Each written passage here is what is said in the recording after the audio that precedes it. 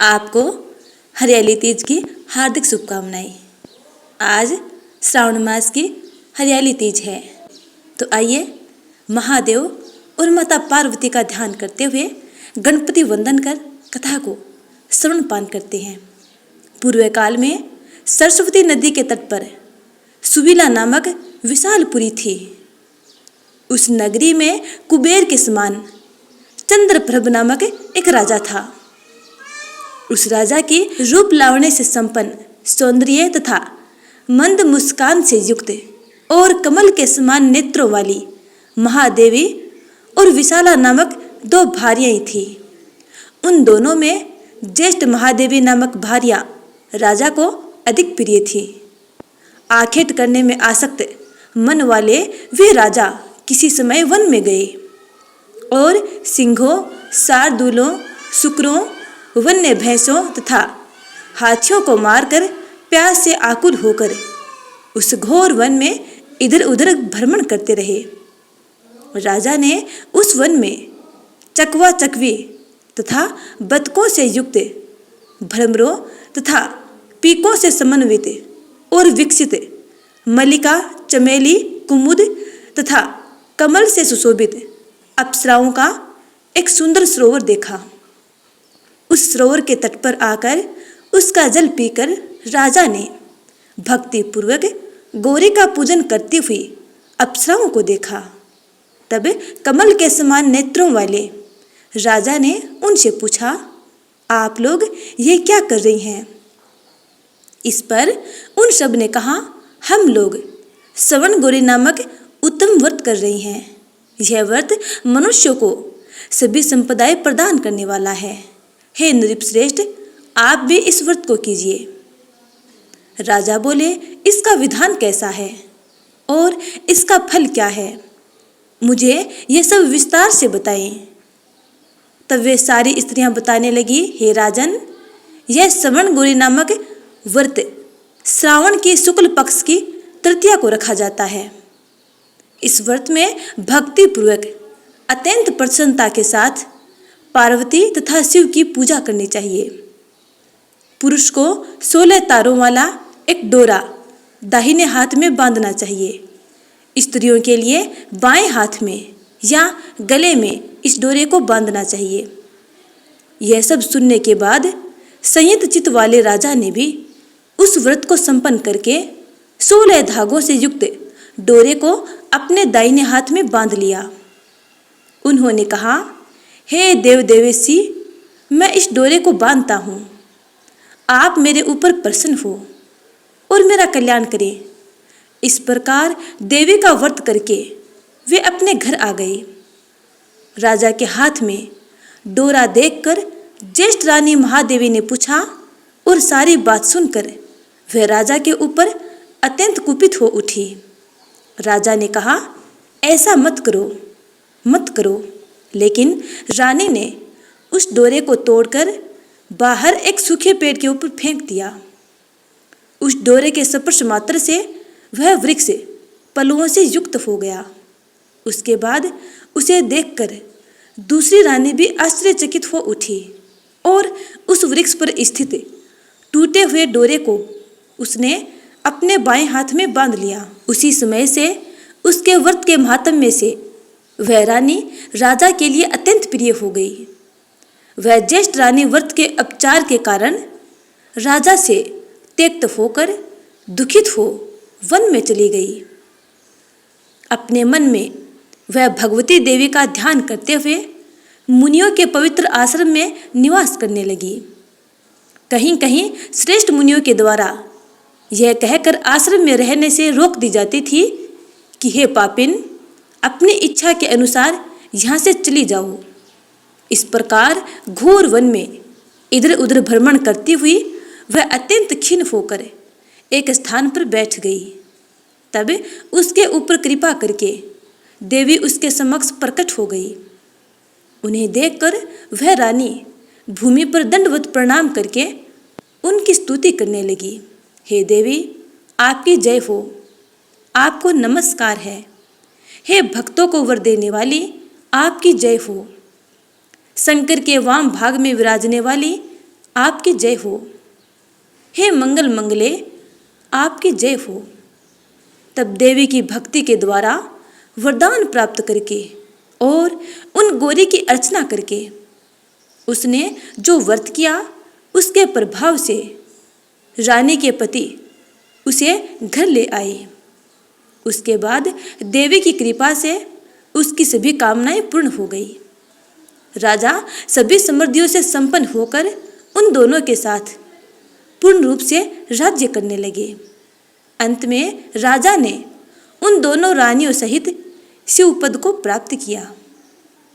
जो स्वर्ण गौरी के इस उत्तम व्रत को करता है वह महादेव और गौरी का अत्यंत प्रिय होता है और विपुल लक्ष्मी प्राप्त करके तथा भूलोक में शत्रु समूह को पराजित कर शिवजी के विशुद्ध लोक को प्राप्त करता है। अब सुनते हैं अगली कथा।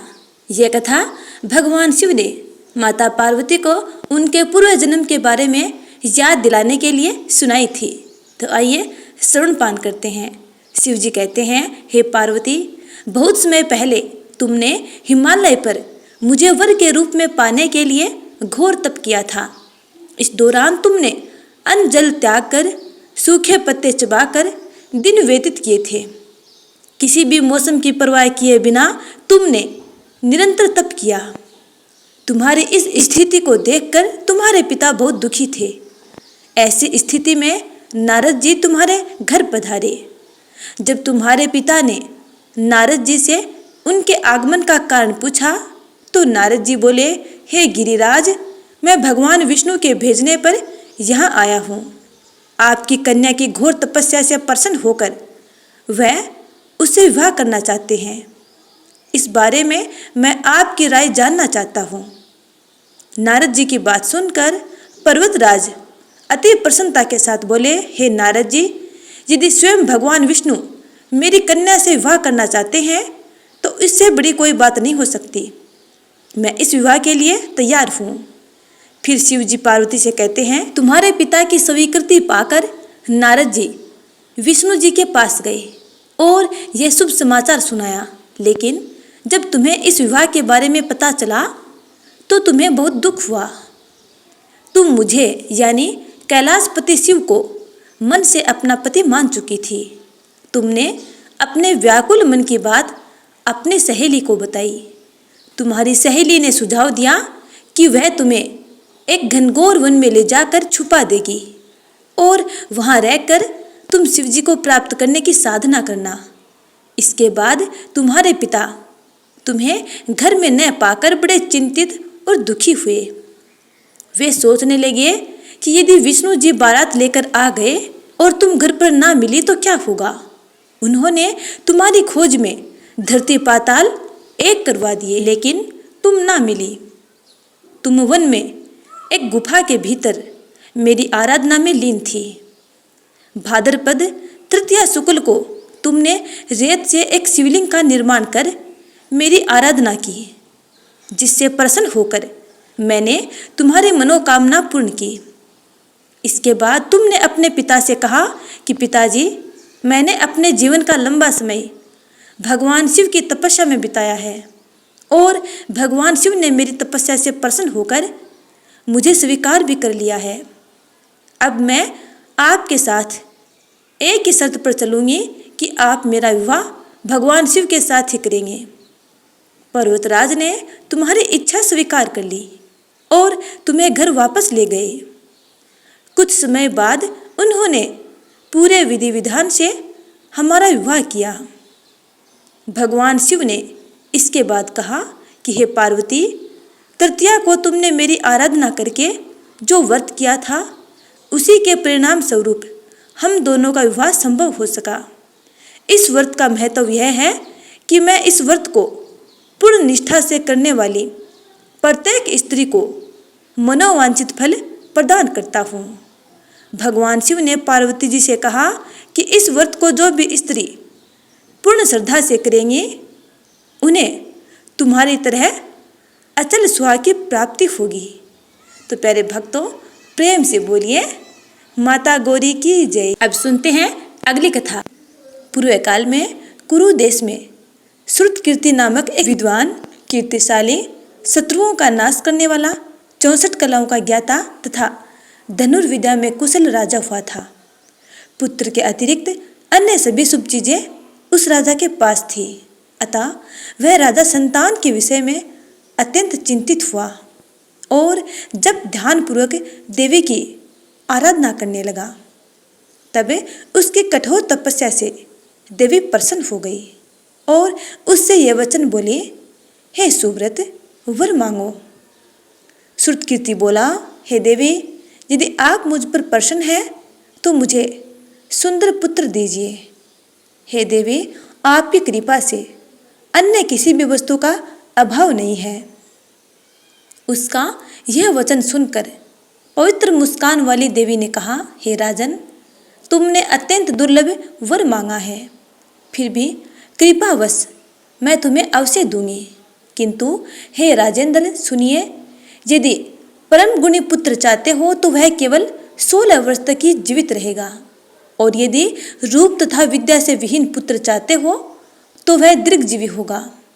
देवी का वचन सुनकर राजा चिंतित हो उठा और पुनः अपनी पत्नी से परामर्श करके उसने गुणवान तथा सभी शुभ लक्षणों से संपन्न 16 वर्ष की आयु वाला पुत्र मांगा। तब देवी ने भक्ति संपन्न राजा से कहा, हे नृपनंदन, मेरे मंदिर के द्वार पर आम का वृक्ष है, उसका एक फल लाकर मेरी आज्ञा से अपनी भार्या को उसे भक्षण करने हेतु प्रदान करो, जिससे वह शीघ्र ही गर्भ धारण करेगी। इसमें संदेह नहीं है। प्रसन्न होकर राजा ने वैसा ही किया और उसकी पत्नी ने गर्भ धारण कर लिया। 10वें महीने में उसने देवतुल्य सुंदर पुत्र को जन्म दिया। तब हर्ष तथा शोक से युक्त राजा ने बालक का जातकर्म आदि संस्कार किया और शिव का स्मरण करते हुए उसका नाम चिरायु रखा। इसके बाद पुत्र के 16 वर्ष के होने पर पत्नी सहित राजा चिंता में पड़ गए और वे विचार करने लगे कि यह पुत्र बड़े कष्ट से प्राप्त हुआ है और मैं इसकी दुखद मृत्यु अपने ही सामने कैसे देख सकूंगा। ऐसा विचार करके राजा ने पुत्र को उसके मामा के साथ काशी भेज दिया। प्रस्थान के समय राजा की पत्नी ने अपने भाई से कहा कि कार्तिक का वेश धारण करके आप मेरे पुत्र को काशी ले जाइए। मैंने भगवान मृत्युंजय से पूर्व में पुत्र के लिए प्रार्थना की थी और कहा था कि हे विश्वेश, आप जगतपति की यात्रा के लिए मैं उस पुत्र को अवश्य भेजूंगी। अतः आप मेरे पुत्र को आज ही ले जाइए और सावधानी पूर्वक इसकी रक्षा कीजिए। अपनी बहन की यह बात सुनकर भांजे के साथ वह चल पड़ा। कई दिनों तक चलते चलते वह आनंद नामक नगर पहुंचा। वहां सभी प्रकार की समृद्धियों से संपन्न वीरसेन नामक राजा रहता था। उस राजा की एक सर्व लक्षण संपन्न युवा अवस्था प्राप्त मनोहर तथा रूप लावण्यमयी मंगला गौरी नामक कन्या थी। सभी उपमानों को तुच्छ करके सौंदर्य अभिवृद्धि को प्राप्त वह कन्या किसी समय सखियों के साथ नगर के उपवन में क्रीड़ा करने के लिए गई हुई थी। उसी समय वह चिरायु तथा उसका मामा वे दोनों भी वहां पहुंच गए और उन कन्याओं को देखने की लालसा से वहीं विश्राम करने लगे। इसी बीच विनोदपूर्वक क्रीड़ा करती हुई उन कन्याओं में से किसी एक ने कुपित होकर राजकुमारी को रांडा यह कुवचन कह दिया। तब उस अशुभ वचन को सुनकर राजकुमारी ने कहा, तुम अनुचित बात क्यों बोल रही हो? मेरे कुल में तो इस प्रकार की कोई नहीं है। मंगला गौरी की कृपा से तथा उनके व्रत के प्रभाव से विवाह के समय जिसके सर पर मेरे हाथ से अक्षत पड़ेंगे, हे सखी, वह यदि अल्प आयु वाला होगा तो भी चिरंजीवी हो जाएगा। इसके बाद वह सभी कन्याएं अपने अपने घर चली गई। उसी दिन राजकुमारी का विवाह था। भालिक देश के दृढ़धर्मा नामक राजा के सुकेतु नाम वाले पुत्र के साथ उसका विवाह निश्चित किया गया था। वह सुकेतु विद्याहीन, कुरूप तथा बहरा था। तब सुकेतु के साथ आए हुए उन लोगों ने विचार किया कि इस समय कोई दूसरा श्रेष्ठ वर ले जाना चाहिए और विवाह संपन्न हो जाने के बाद वहाँ सुकेतु पहुँच जाए। उन लोगों ने चिरायु के मामा के पास जाकर याचना की कि आप इस बालक को हमें दे दीजिए, जिससे हमारा कार्य सिद्ध हो जाए। इस पृथ्वी पर परोपकार के समान दूसरा कोई धर्म नहीं है। उनकी बात सुनकर चिरायु का मामा मन ही मन बहुत प्रसन्न हुआ, क्योंकि इसने उपवन में पहले ही कन्या मंगला गौरी की बात सुन ली थी। फिर भी उसने एक बार कहा कि आप लोग इसे किस लिए मांग रहे हैं? कार्य की सिद्धि हेतु वस्त्र, अलंकार आदि मांगे जाते हैं। वर तो कहीं भी नहीं मांगा जाता, तथापि आप लोगों का सम्मान रखने के लिए मैं इसे दे रहा हूँ। इसके बाद चिरायु को वहाँ ले जाकर उन लोगों ने विवाह संपन्न कराया।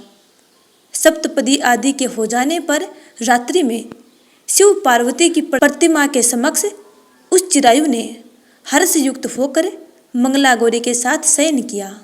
उसी दिन चिरायु के 16 वर्ष पूर्ण हो चुके थे और अर्धरात्रि में साक्षात काल सर्प रूप में वहाँ आ गया।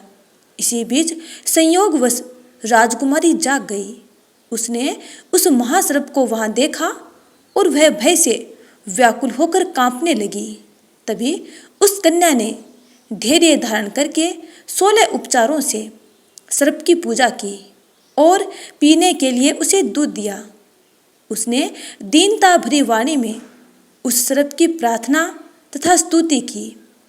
मंगला गौरी प्रार्थना करने लगी कि मैं उत्तम व्रत को करूँगी, जिससे मेरे पति जीवित रहें। ये जिस तरह से चिरकाल तक जीवित रहें, आप वैसा कीजिए। इतने में सर्प वहाँ स्थित एक कमंडलू में प्रवेश कर गया और उस मंगला गौरी ने अपने कंचुकी से उस कमंडलू का मुंह बांध दिया। इसी बीच उसका पति अंगड़ाई लेकर जाग गया और अपनी पत्नी से बोला, हे प्रिय, मुझे भूख लगी है। तब वह अपने माता के पास जाकर खीर, लड्डू आदि ले आई और उसके द्वारा दिए भोज्य पदार्थ को उसने प्रसन्न मन होकर खाया। भोजन के पश्चात हाथ धोते समय उसके हाथ से अंगूठी गिर पड़ी। तांबूल खाकर वह पुनः सो गया। इसके बाद मंगला गौरी कमंडलू को फेंकने के लिए जाने लगी।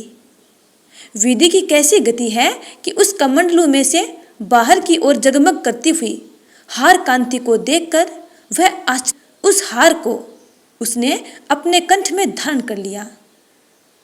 इसके बाद कुछ रात शेष रहते ही चिरायु का मामा आकर उसे ले गया।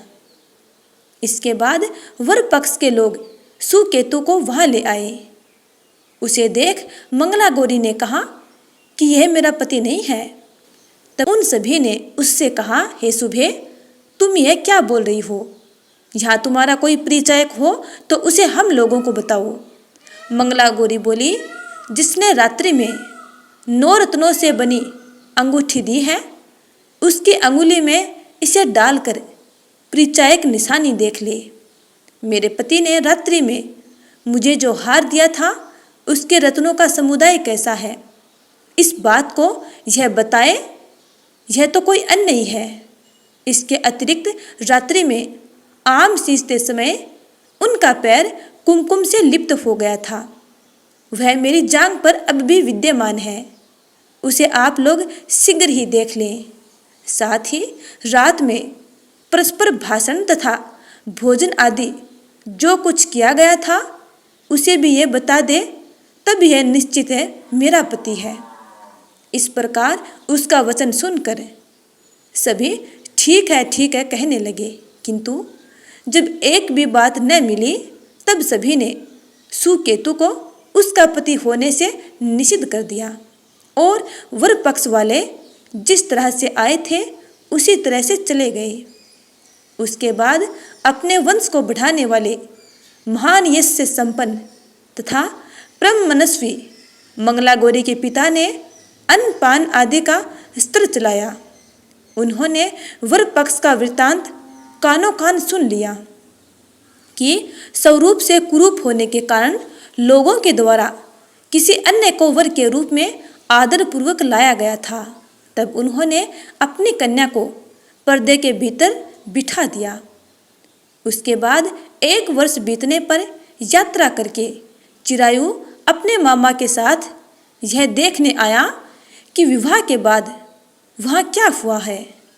तब उसे गवाक्ष के भीतर से देखकर वह मंगला गौरी उसे पहचान गई, अत्यंत प्रसन्न हुई और माता पिता से बोली कि मेरे पति आ गए हैं।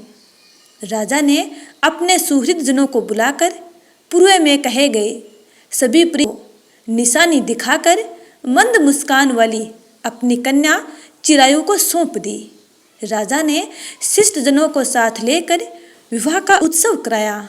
इसके बाद राजा वीरसेन ने वस्त्र, आभूषण आदि, सेना, घोड़े, रथ और अन्य भी बहुत सी सामग्रियां देकर उन्हें विदा किया। उसके बाद कुल को आनंदित करने वाला वह चिरायु पत्नी तथा मामा को साथ लेकर सेना के साथ अपने नगर पहुंचा। लोगों के मुख से उसे आया हुआ सुनकर उसके माता पिता को विश्वास नहीं हुआ। उन्होंने सोचा कि प्रारब्ध अन्यथा कैसे हो सकता है। इतने में वह अपने माता पिता के पास आ गया और स्नेह से परिपूर्ण वह चिरायु भक्तिपूर्वक उनके चरणों में गिर पड़ा। अपने पुत्र का मस्तक चूमकर उन दोनों ने परम आनंद प्राप्त किया। पुत्र वधू मंगला गौरी ने भी सास ससुर को प्रणाम किया। तब सास ने उसे अपने गोद में बिठाकर सारा वृत्तांत शीघ्रतापूर्वक पूछा। तब पुत्र वधू ने भी मंगला गौरी के उत्तम व्रत महात्म्य में तथा जो कुछ घटित हुआ था वह सब वृत्तांत बताया। इस प्रकार सास मंगला गौरी का महात्म्य सुनकर अत्यधिक हर्षोल्लासित हुई और माँ मंगला गौरी को बार बार प्रणाम करने लगी। हे माँ मंगला गौरी, जिस प्रकार आपने उसके बेटे की रक्षा की उसी प्रकार अपने सब प्यारे भक्तजनों के संपूर्ण परिवार की रक्षा करना।